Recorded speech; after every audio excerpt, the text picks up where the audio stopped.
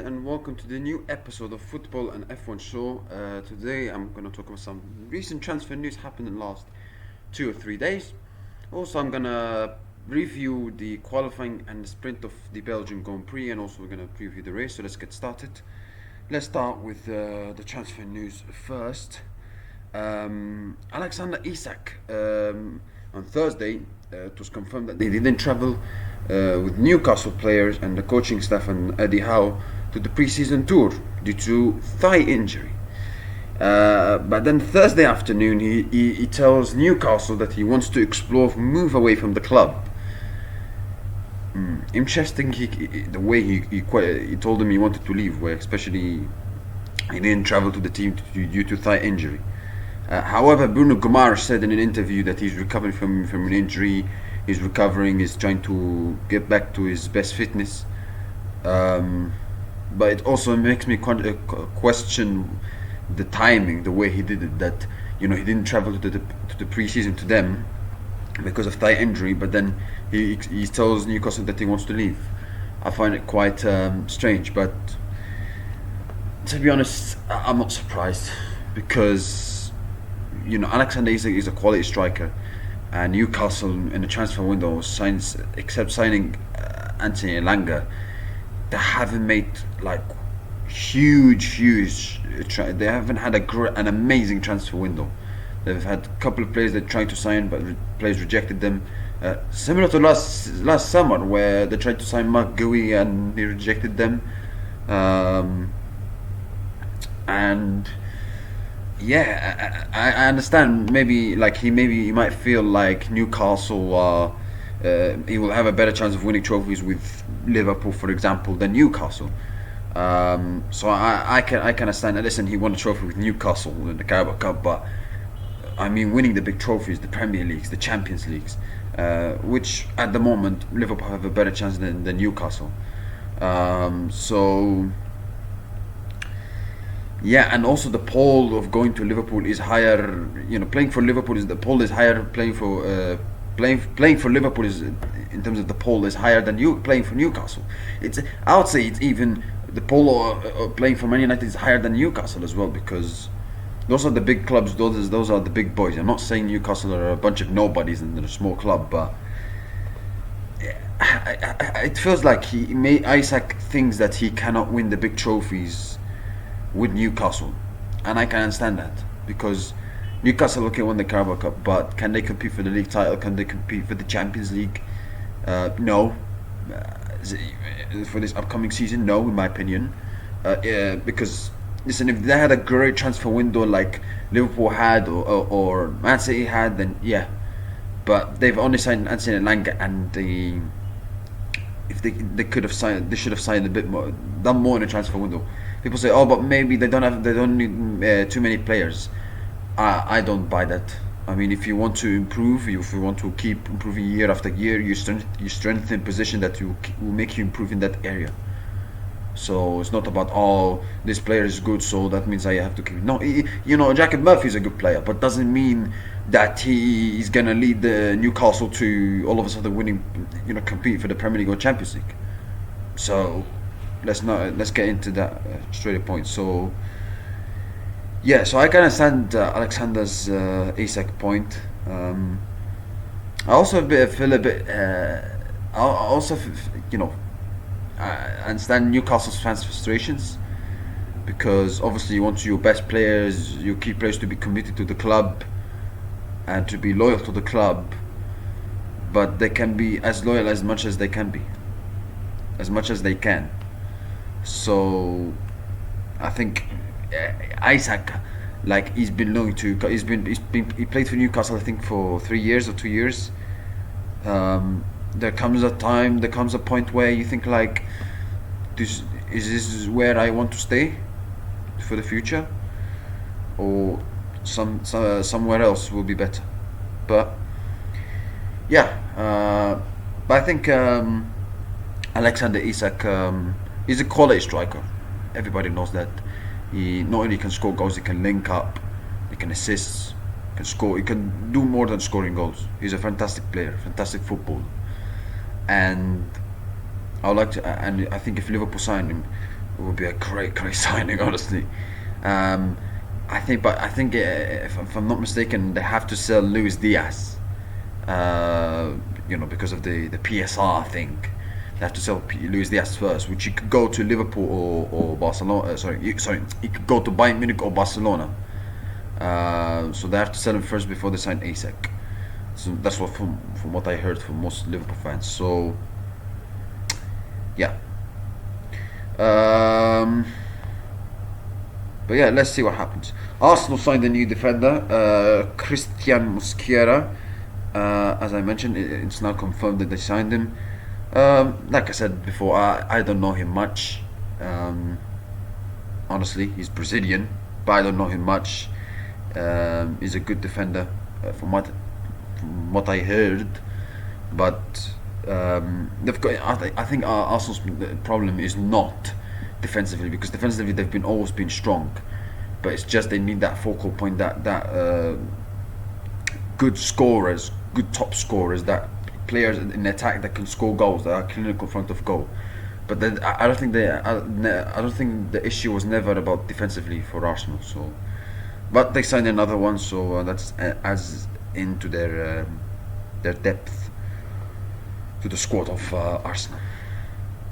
Manchester City also have made a great move, looks like, as they're going to sign James Trafford from Burnley, the goalkeeper.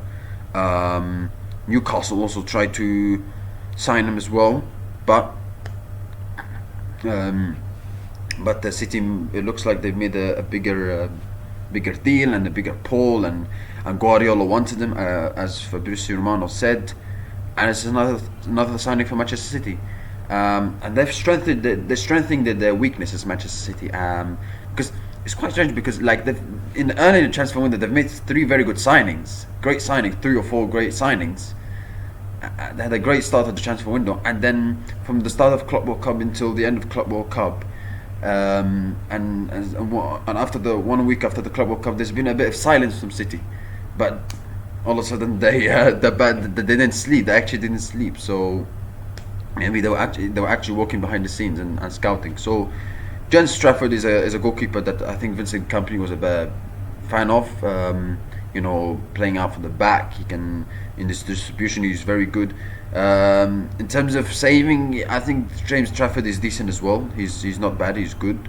Yes, is he the same level as, I don't know, Alisson or the best goalkeepers in the world? No, but he's young. He's getting there. So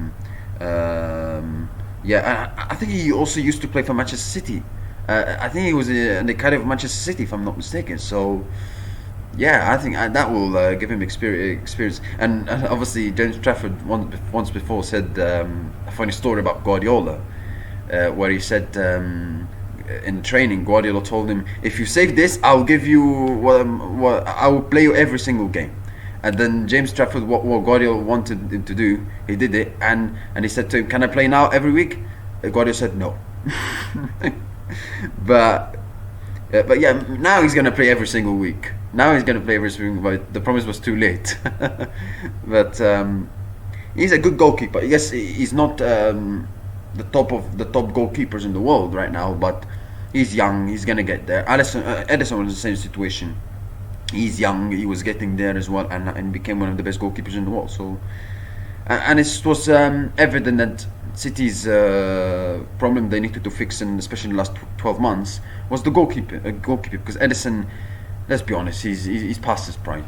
He's past his prime. He's been a great goalkeeper. He's been one of the absolute amazing goalkeepers for Manchester City. One of the best goalkeepers in the last 4 or 5 years. But there comes a point where eras come to an end, and I said it after they lost to Al Hilal, that they need to sign a good goalkeeper, a very good goalkeeper. He's not a top goalkeeper, James Trafford, but he's a very good goalkeeper.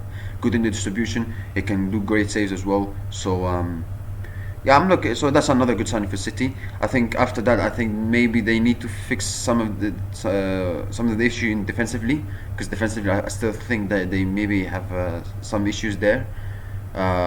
But except that they've had a great transfer window, and they've solved all the problems they need to have, especially from the last season, where it was not a good season at all for City, and this season is It's a bounce back. It's a redemption season. Should be for Manchester City.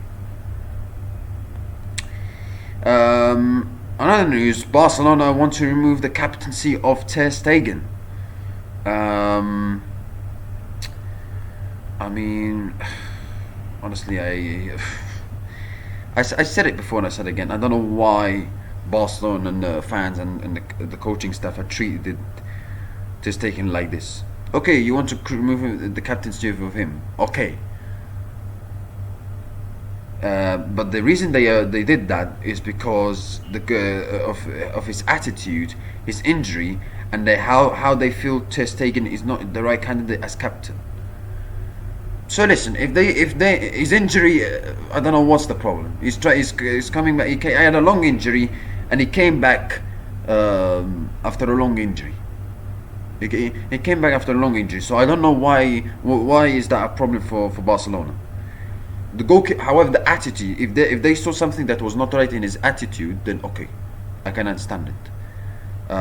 If they want to remove his captaincy, etc., and they don't want to play him because of his attitude, okay. He might.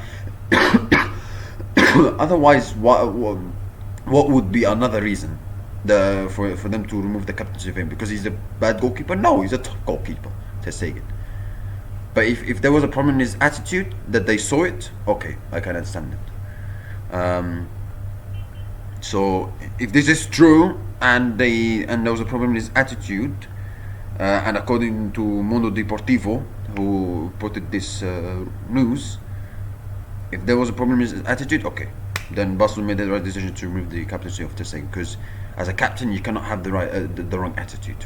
You can't. So okay. But I also feel like the way Barcelona treated him as well was not fair. Like, he came back from a long injury, and the way Barcelona fans treated him, in my opinion, is not fair. Yes, I understand you want to remove him the captaincy because of his attitude. Okay, I get it.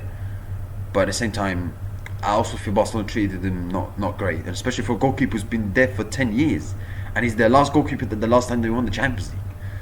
And he's a very good goalkeeper as well. He's been loyal to Barcelona for years and years. So, yeah. And now it's confirmed that Arsenal signed Gyökeres. Now it's official. He's gonna wear the number 14 shirt, which was the same shirt that Thierry Henry used to wear. Same shirt that Aubameyang used to wear. Same shirt that what's his name? Nketiah used to wear. So yeah, like I said, it's a very good signing for Arsenal. He's a top striker, quality striker. He can score goals. Yes, he's played in the Portuguese league, but he also can prove in the top level. Like, he scored against Manchester City, a hat trick in the Champions League. So he can do it. He's a fantastic striker, and for sure he will help Arsenal a lot and improve them attacking wise in terms of scoring goals. And that should be no excuse for Arsenal now. No excuses. We've had all excuses from them. There's simply no excuses from them right now. Surely they have to win a trophy. Not only win a trophy, but like also try to go for the big honors as well. Listen, if they lose the Champions League final and they lose the Premier League title by 1 point, but they win like FA Cup or League Cup, then okay. But unless that, they need to win. They need to win, Arsenal. Now let's move on to Formula 1.